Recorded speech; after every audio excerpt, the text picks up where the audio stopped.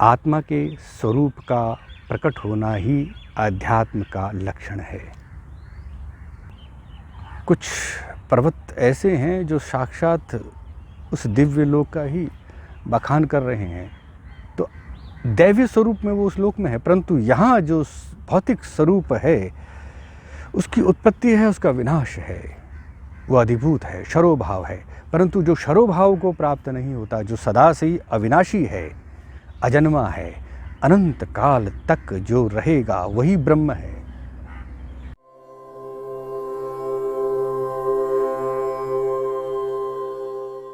AI का दौर चल रहा है, आर्टिफिशियल इंटेलिजेंस।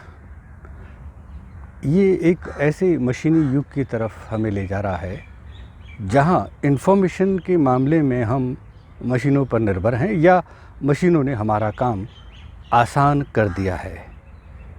परंतु क्या हमारी सारी समस्याओं का समाधान ये मशीनें कर सकती हैं? नहीं।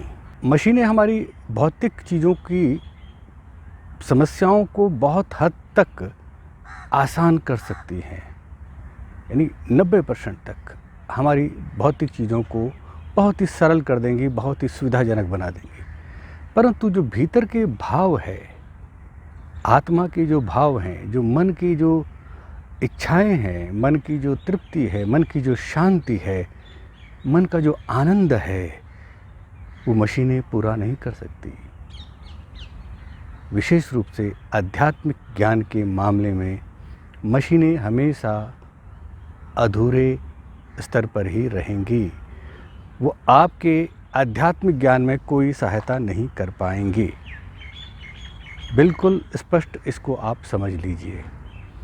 अध्यात्म पर इतना कुछ कहा गया है, इतना कुछ लिखा गया है और इतना कुछ बताया गया है कि अब उस पर चलने की आवश्यकता है।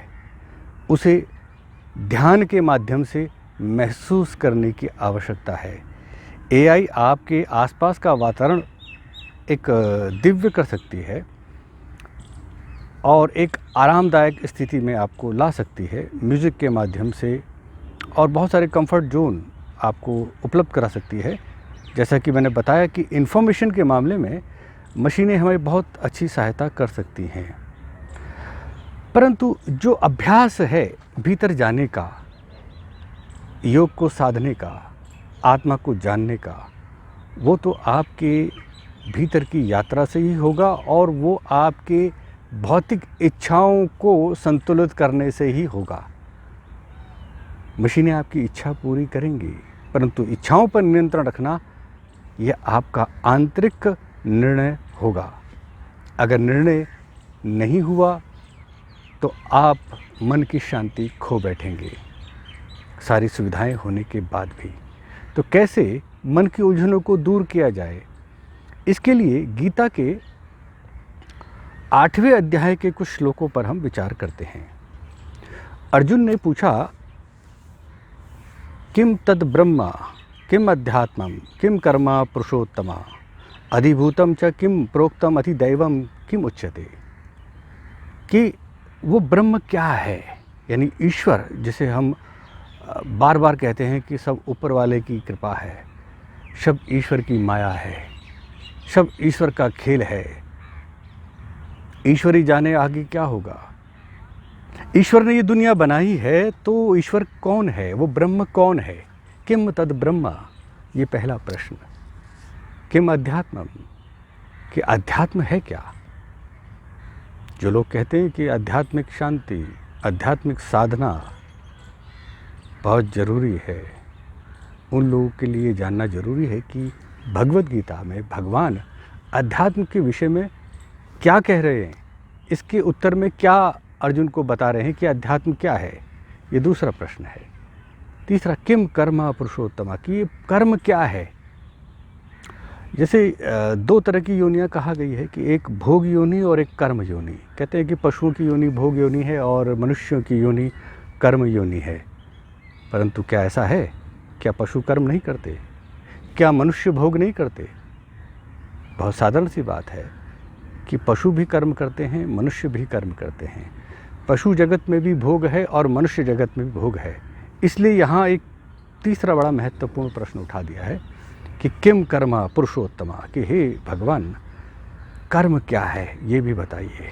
चौथा था कि किम अधिभूतम, कि अधिभूतम किम उच्यते, कि अधिभूतम को क्या कहते हैं, क्या कैसे उसको समझेंगे कि अधिभूत क्या है, और अधिदैव क्या है। अधिदैव, अध्यात्म, अधिभूत, अधिदैव त्रिताप कहे गए हैं। सुने हुए से शब्द हैं कि जब ये कहा गया है कि समाधि अवस्था में त्रितापों से मुक्ति मिल जाती है, तो त्रिताप क्या है? आध्यात्मिक दुख से निवृत्ति हो जाती है, अधिभौतिक दुखों का नाश हो जाता है, और अधिदैविक प्रकोप से हम बच जाते हैं। तो यहाँ पे भी क्रम से देखिए कि किम तद ब्रह्मा, कि वह ब्रह्म क्या है, किम अध्यात्म, कि अध्यात्म क्या है, किम कर्मा, कि वो कर्म क्या है, और अधिभूतम किम, कि चौथा कि अधिभूत क्या है, पांचवा अधिदैव क्या है, और छठा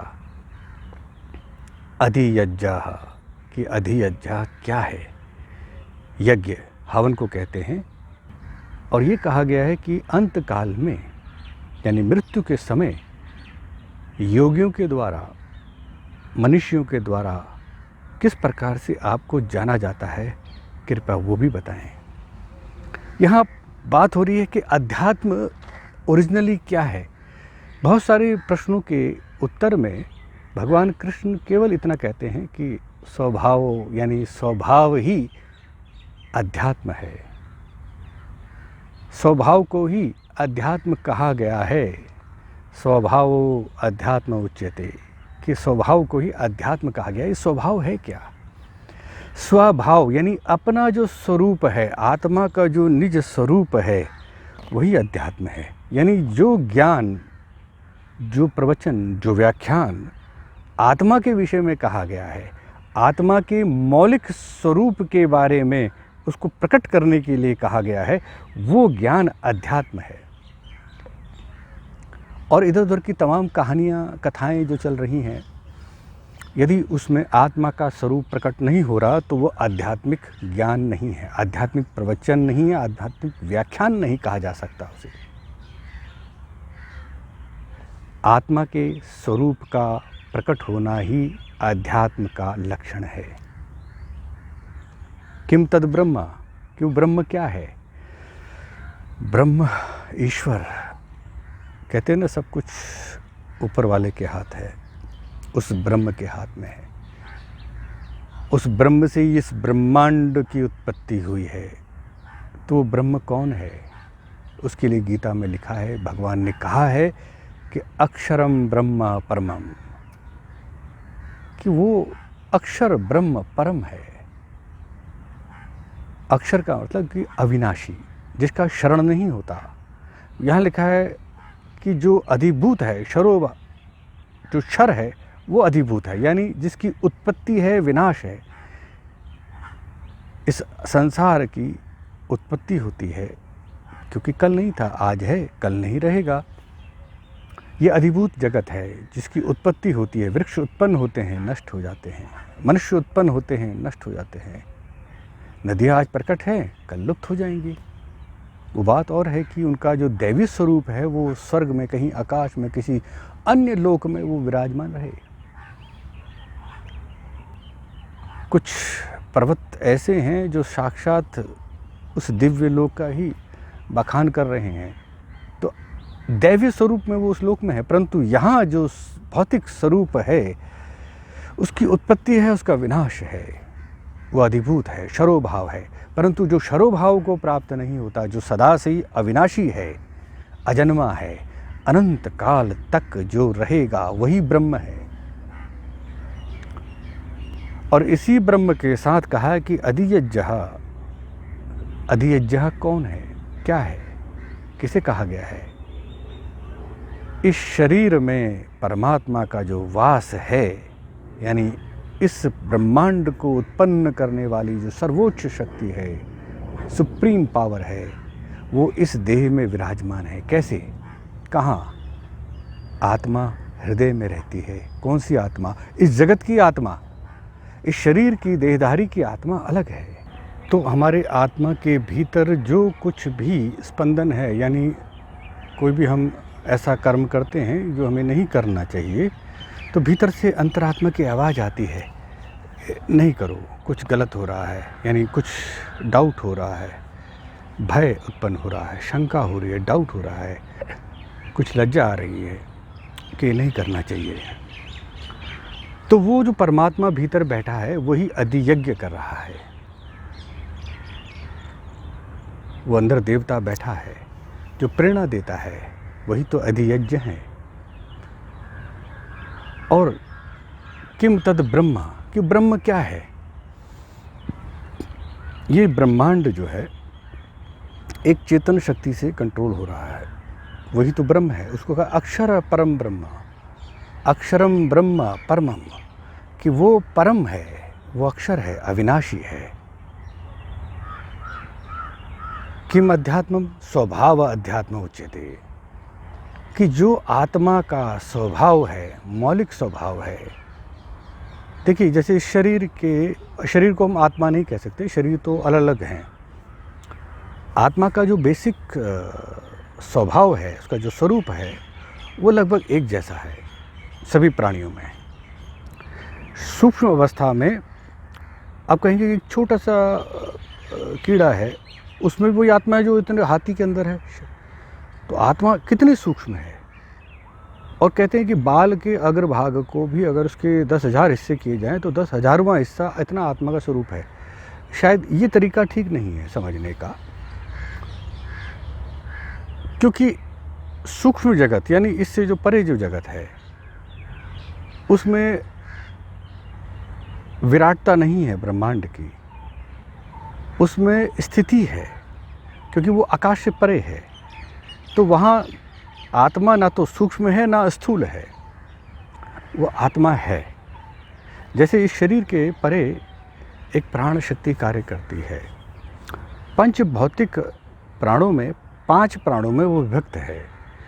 संयुक्त रूप से वो पांचों प्राण समान, उदान, व्यान, प्राण, उदान, अपान, ये सब प्राण जो हैं, क्रम से अगर इसको समझेंगे, दोबारा से समझिए कि समान, अपान, व्यान, प्राण और उदान, ये 5 प्राण संयुक्त रूप से प्राण शरीर को बनाते हैं। इस प्राण शरीर के परे जो सूक्ष्म शरीर है, जो उसके ऊपर आदिशासित है, जो शासन करती है, यानी प्राण के अधीन शरीर है। प्राण जिसके अधीन है वो सूक्ष्म शरीर है। सूक्ष्म शरीर में अहंकार है,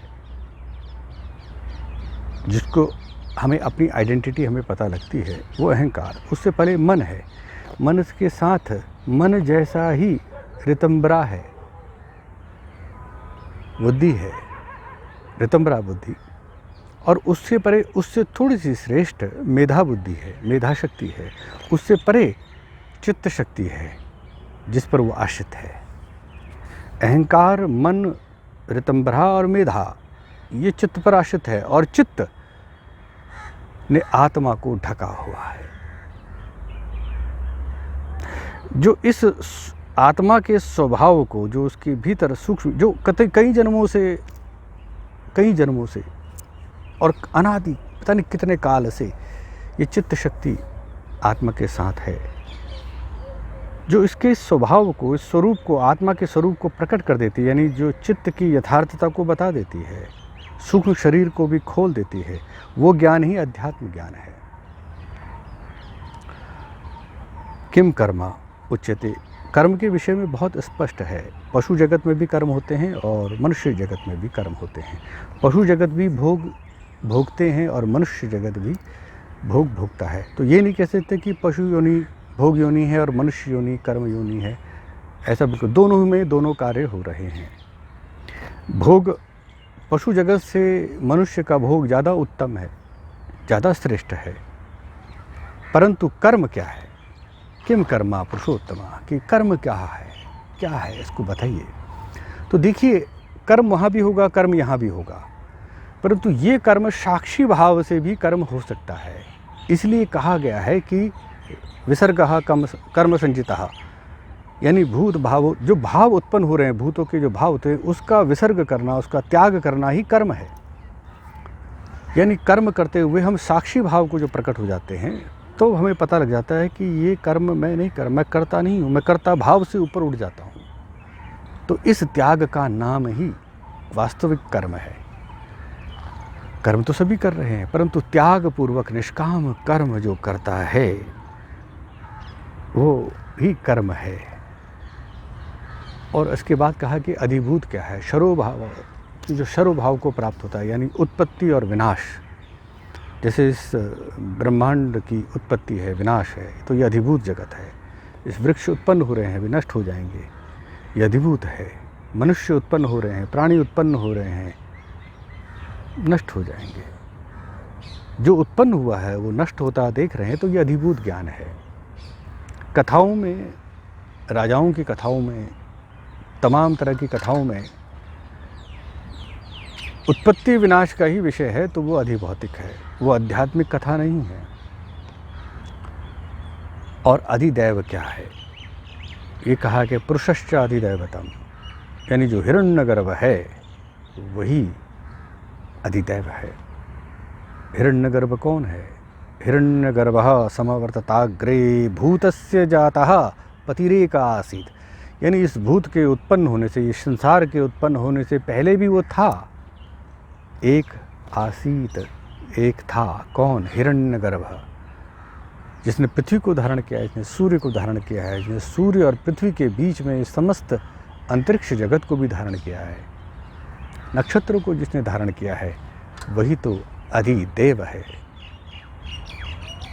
अधिदैविक ज्ञान जो है, उस हिरण्यगर्भ का ज्ञान होना, नक्षत्रों का ज्ञान होना, हिरण्यगर्भ से उत्पन्न होने वाले समस्त देवताओं का ध्यान करना, उनके बारे में जानना, वो अधिदैविक ज्ञान है। ये हिरण्यगर्भ सूर्य के अंदर भी है, आदित्य में भी है, नक्षत्र में भी है। हिरण्यगर्भ ही अंगुष्ठ मात्र होकर हमारे अनाहत चक्र में आ जाता है और वो अधियज्ञ करता है। हमारे हृदय में, गर्भ में, हमारे अंतस में, हमारे प्राण चक्र में, हमारे अनाहत चक्र में अंगुष्ठ मात्र होकर वो रहता है।